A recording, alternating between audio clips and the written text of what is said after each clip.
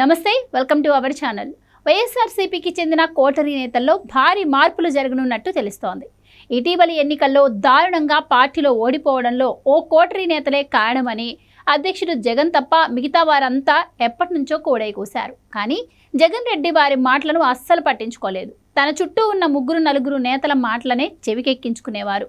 తీరా ఎన్నికలు ముగిసిన తర్వాత వచ్చిన ఫలితాలతో పోస్ట్ మార్టం రిపోర్ట్ తెప్పించుకున్న జగన్ అప్పుడు రియలైజ్ అయినట్టు తెలిసింది.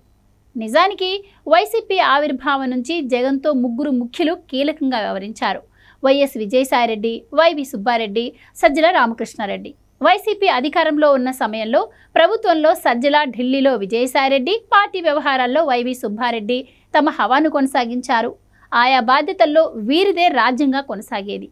సాయిరెడ్డికి తొలుత ఉత్తరాంధ్ర, ఆ తర్వాత నెల్లూరు, ప్రకాశం బాధ్యతలను జగన్ కేటాయించారు.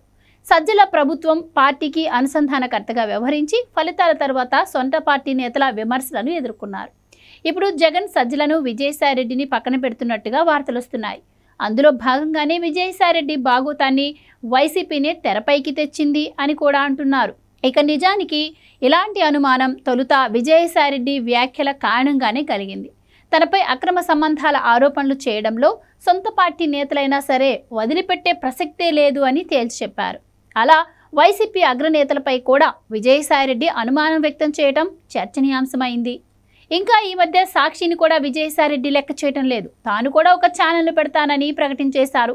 ఈ విషయంలో జగన్ మాట విని ఇప్పటికే ఆలస్యం చేశానని అన్నారు. ఇకపై ఛానల్ పెట్టే విషయంలో జగన్ మాటలు కూడా వినబోనని తేల్చి చెప్పేశారు. మొత్తానికి పార్టీలో సెకండ్ ప్లేస్లో ఉండే సజ్జలను, విజయసాయిరెడ్డిని జగన్ సైడ్ చేస్తూ ఉండడంతో ఆ స్థానాలను ఎవరు భర్తీ చేస్తారు అని అంటున్నారు.